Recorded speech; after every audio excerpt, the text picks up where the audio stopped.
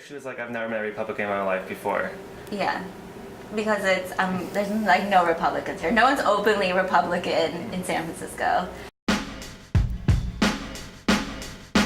I've never dated a Republican, ever.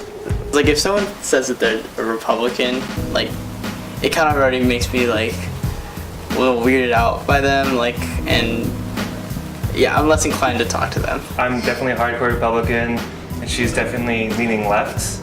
I think the moment, like, she knows that I can't go more than 5 minutes of talking to someone without getting political. I view politics as extremely personal, so when someone is a Republican, there's of course a spectrum, but if you don't believe that like certain people should have certain rights, which I think oftentimes comes down to the social challenges between Republicans and Democrats, there's no way that we could agree on anything else. Within my relationships with people that have different ideals than I do, I think it does cause some issues. Because it is like a personal ideal, it's not just a political party. It's kind of something I don't really like to talk about with anyone.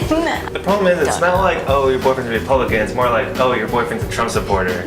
And there's no way I'm telling my family that my boyfriend is voting for Trump. I've been in a relationship where someone was even more liberal than I was, who was probably more radical. So that was a little bit of getting used to because there's a lot of back and forth, like trying to like figure out each other. I think it made me more liberal, but it also made me think about what I believed in.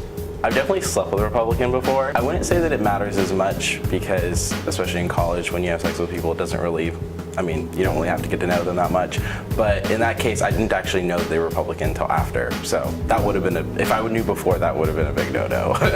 There's folks that you can absolutely be attracted to that once you get to know, you lose your attraction for them. Like initially, physically, you're absolutely excited about them and wanting to connect with them. And I think that's common, especially for millennials. I'm the type of person that has to have kind of an intellectual connection with somebody when it comes to having sex. And if your political views are extremely radical compared to mine, I probably can't get turned on for you. It's difficult to share intimate relations with someone who like hates people who you love.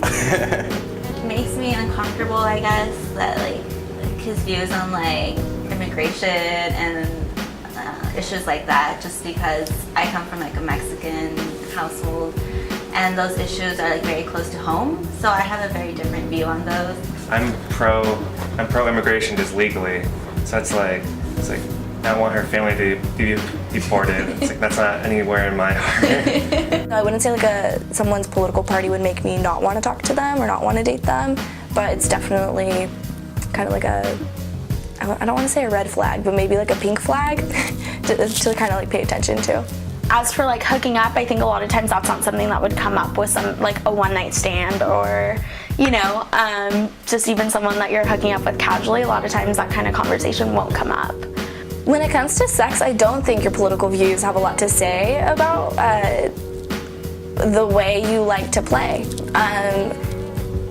And if anything, a lot of people's sexual habits are extremely secret and they hide it from their political views. They hide it from their political peers. They don't want, like a lot of people associate Republican men as wanting to be these dominant individuals. Well, a lot of those guys like to be subs, so let's be real.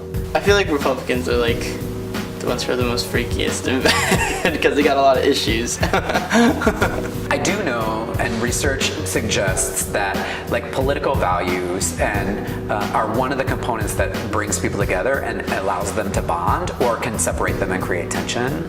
That being said, so does culture, so does a racial history, so does where you grow up in the context and environment, so does your family unit, your education status. There's so many things about a person that like makes them compatible with another. I like arguing. I don't want someone to have the same political views as me. I'm definitely open to having relationships with people that are of different political views. I can see where it'd probably be really difficult just because there's core values that fall beneath those political views.